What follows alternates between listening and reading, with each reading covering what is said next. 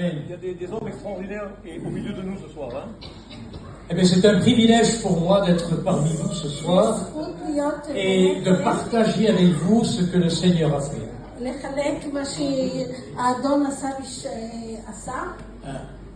J'ai rencontré le Seigneur il y a maintenant de nombreuses années. C'était en 1963. J'avais 18 ans. Je ne connaissais pas le monde du voyage, je ne connaissais pas le monde des gitans. J'avais des stéréotypes, j'avais des idées préconçues sur les gitans. Et quand on voyait passer les caravanes, ma mère me disait toujours, fais attention aux gitans. Et un jour, j'ai un ami à moi qui m'a fait écouter un disque de musique.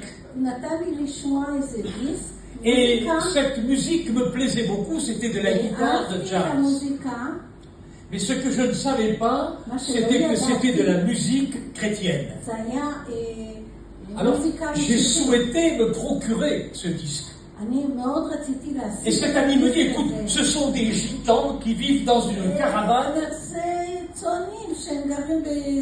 Et c'est eux qui me l'ont donné. Alors j'ai pris mon courage et je suis allé vers les gitans. Quand je suis arrivé dans ce campement de gitans, j'ai tremblé un petit peu, c'était ma première expérience avec les gitans. J'ai frappé à la porte d'une caravane, un monsieur avec des moustaches m'a ouvert et m'a dit, qu'est-ce que vous voulez? Alors avec beaucoup de crainte, je lui dis, j'aimerais avoir un disque de musique.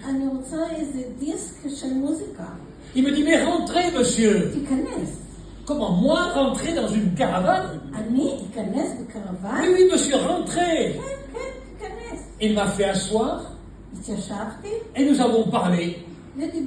Mais aussitôt, il s'est mis à parler de Dieu. Et il a partagé son expérience.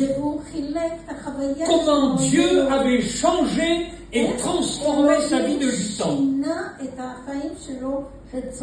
C'était un homme qui vivait dans le péché, dans la misère. Et il avait accepté Jésus comme son sauveur. Et sa vie et son foyer avaient été complètement transformés. Moi je me disais, c'est drôle, c'est un monsieur qui parle de Dieu. Ah, d'habitude ce sont les curés, ce sont les prêtres qui parlent de Dieu. Et en plus de ça, il était marié et il avait des enfants. Alors pour moi c'était quelque chose qui était louche, c'était pas normal. Alors je me tenais sur mes gardes. Et puis il m'a fait asseoir, il m'a servi une tasse de thé. Et puis il a sorti un livre d'un placard. Je ne connaissais pas la Bible.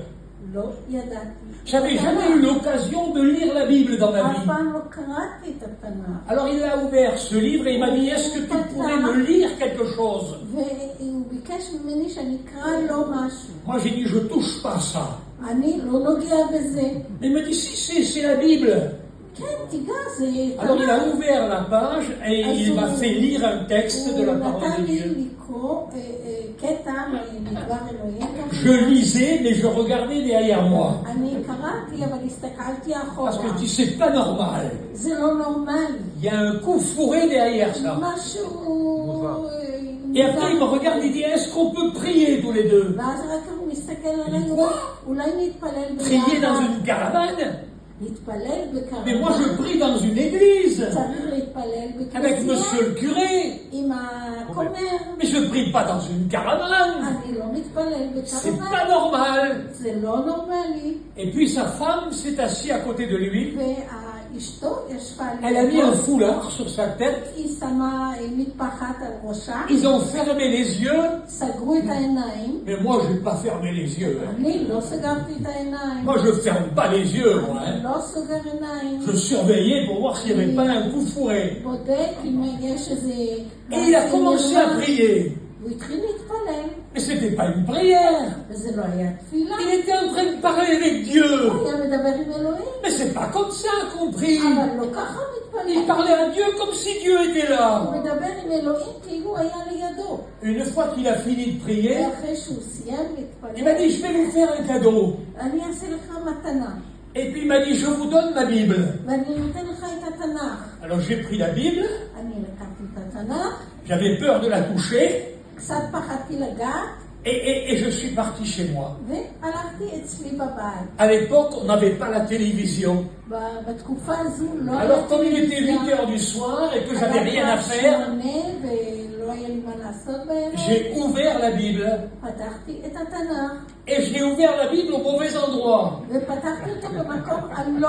Dans l'évangile de Matthieu. La généalogie de Jésus-Christ.